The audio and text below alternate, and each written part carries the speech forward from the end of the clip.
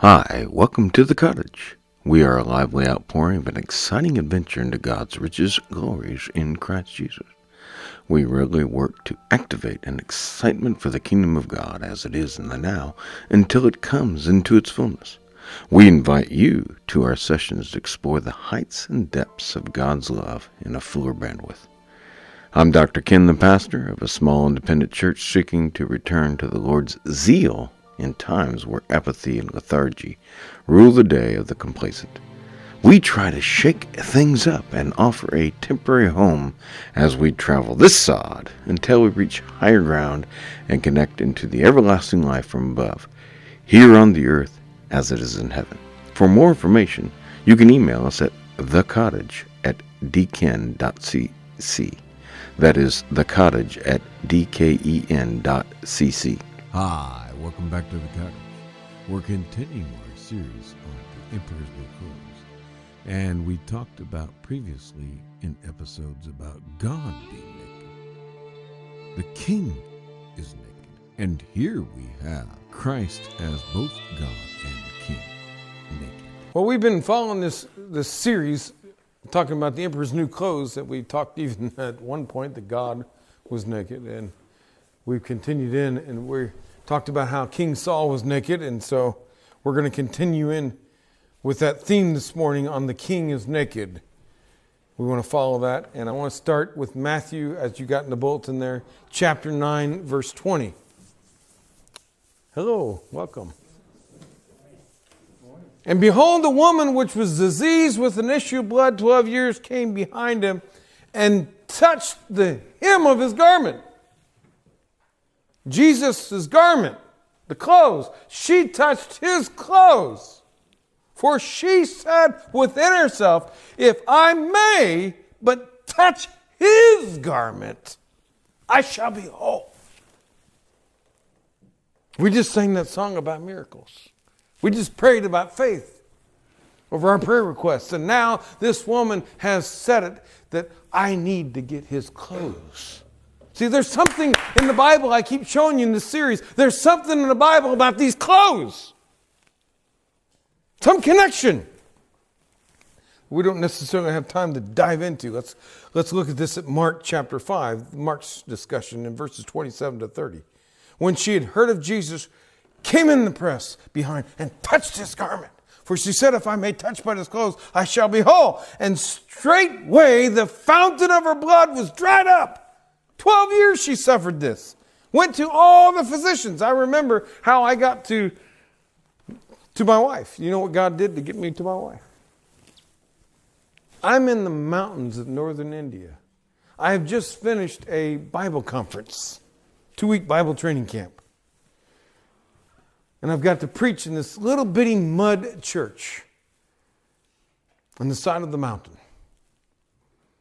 And then I'm going to be packing my bags and heading for the train and getting back to the main place that I was at. So I'm there. Preach a message, have the translation. And in the very back of that mud church, stuck to the wall, was this frail woman.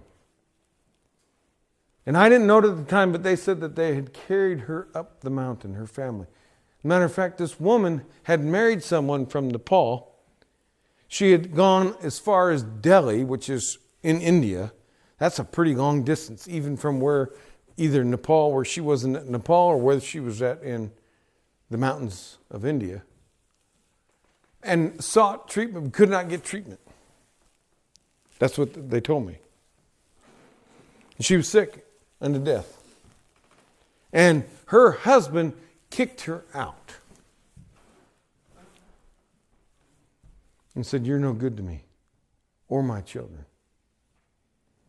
And she went home with her brother to die. And they carried her up there. And after the service, she asked for prayer. And I said, well, do you know who you're praying to? We introduced her to Jesus. She accepted. And we prayed. And they carried her back down the mountain. So I'm packing my bags the next day. Got to catch this train. An early morning, Tuesday morning. And so I've got Monday to get everything wrapped up, because Tuesday morning I've got to be out. I got to get my backpack on, climb through the mountain, catch the ride to get to the bus, to get to the train, to get to. Yeah, my daughter was excited because when she came to visit in 2019, little Teresa, she couldn't believe it. She got to ride everything. I mean, we got in the taxi, then we got to the airport, we got in a plane, we landed, we got to take a bus and a train in the airports over here. I mean, she's like, and then she got into the car and she's like, man, I got to ride everything. I think the only thing we missed was like a ship, a submarine or something, or a motorcycle. So, prayed. I'm packing my bags. The next thing I see is somebody shouting, came running to me, catching my feet, screaming. I'm like, what's going on? It was that woman. So the pastor came, began to translate. And she says, listen. She says, yesterday I was dying. Today Jesus healed me. You got to come tell my people about Jesus. Yes. That woman is the reason why I went to that village, and that's where I met my wife. Something about touching those clothes. Something about touching those clothes. She felt it in her body. This woman felt it in her body that she was healed of that plague. And Jesus, immediately knowing in himself that virtue had gone out of him, turned him about in the press and said, who touched my clothes? I love this. I just love this.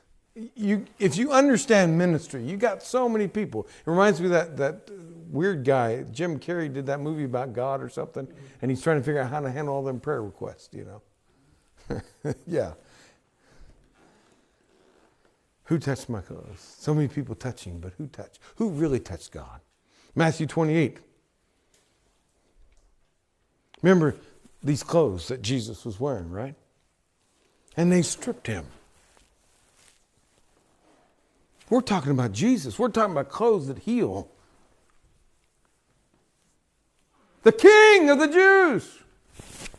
God. They stripped him. And they put a scarlet robe on him, temporarily. When they plaited a crown of thorns, they put it upon his head and a reed in his hand. And they bowed the knee before him and mocked him, saying, Hail, King of the Jews. Naked king. You are powerless. We have you. And they spit upon him, and they took the reed and smote him on the head. And after that, they mocked him. They took the robe off him, put his own raiment on him, and they led him away to crucify him. The king is naked. In Luke 15:22, the prodigal son came home. But the father said to the servants, bring forth the best robe and put him on him, put a ring on his hand and shoes on his feet. The clothes that healed that woman, the man who wore those clothes, the man who heals is stripped naked so you can have the best clothes.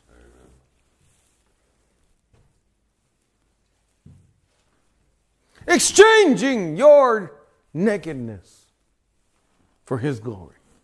See, we talked about this, Adam and Eve, how they had to sew fig leaves because they were naked.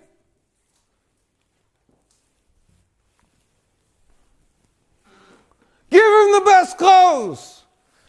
He asked for your coat, give him your jacket too. Give him the best.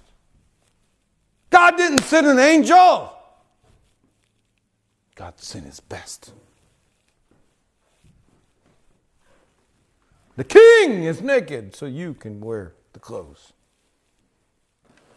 Genesis 37:3-4. Remember this? Now Israel loved Joseph more than all his children, because he was the son of his old age, and he made him a coat of many colors. And when his brethren saw that their father loved him more than all his brethren, they hated him and could not speak peacefully unto him. They stripped Joseph of those clothes. Right? Chapter 39. She caught Joseph by his garment. Here's a woman that catches Joseph by the garment. Lie with me. I think that's funny how the King James does that. L-I-E in both senses. Commit a cardinal lie against God and lie down with me. And Joseph got naked. He left his garment in her hand and fled and got him out. I'm not going to participate in that. You can have my clothes, but you're not going to get me. Came to pass when she saw that he had left his garment in her hand and was fled forth, she goes off to betray him. And Joseph, stripped naked, is like Jesus. Sentenced for a crime that he did not commit, because I refuse. Matthew 27. They crucified him. When they crucified him, what did they do? They parted his garments. They're gambling over his clothes. What is the deal? They're having a party. They don't get it. Stripped him naked. And they're casting lots for, they want his clothes.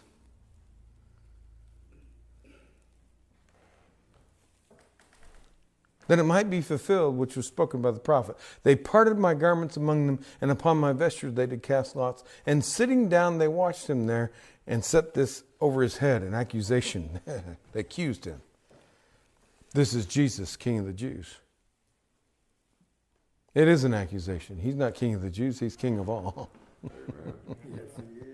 He's King of all, and I mean all. I've been trying to open your eyes. The Bible's not just talking about a few nations. It's everything. He's King of all kings, Lord of all lords, and God of all gods.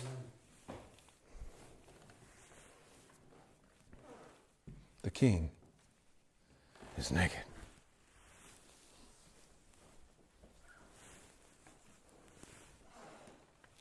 It's from Psalm 22.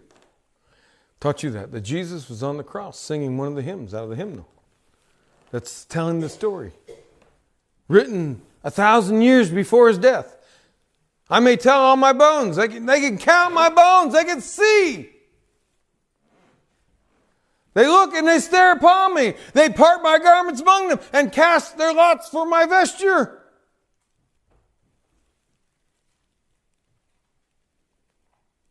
They're not concerned about him. They want his clothes. What the deal?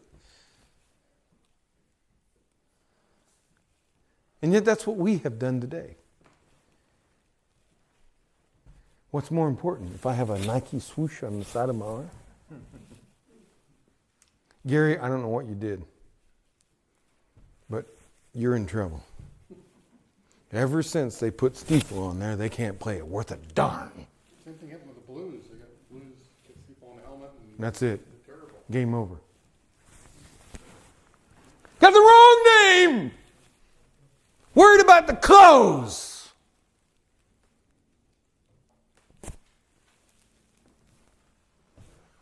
They could care less about him.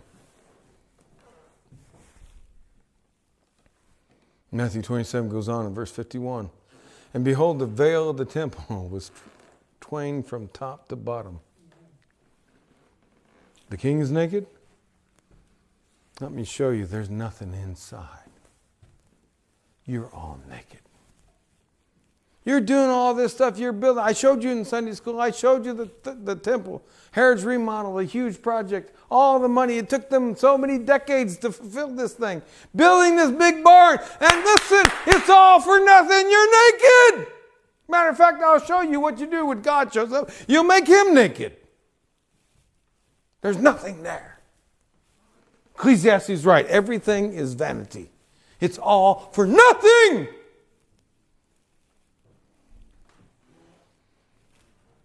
And the earth did quake, the rocks rent, and the graves were opened, and many bodies of saints which slept arose. Moving on to verse 58. Joseph. We just did Joseph, right? In Genesis 37. Joseph of Arimathea went to Pilate and begged the body of Jesus. Then Pilate commanded the body to be delivered. And when Joseph had taken down, he wrapped in clean cloth.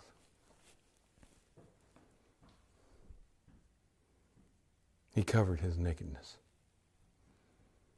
Joseph laid that body in his own new tomb, which he had hewn out of the rock, and he rolled the great stone of the door of the sepulchre, and he departed. At least Joseph knew and did the best he could. In John chapter 20, early Sunday morning, just like Jesus said, he stood stooping down and looking in and saw all those linen clothes lying there. Yet went in he not. And then cometh Simon Peter, that's John. Now Simon Peter followed him, went into the sepulchre, seeing the linen clothes lie, and the napkin that was about his head, nicely folded, not lying with the clothes, but wrapped together in one place by itself. Then he went in also the other disciple which came and saw and believed. They got the clothes, but nobody, because he rose. He rose! He rose from the dead. To show you it's not about the clothes.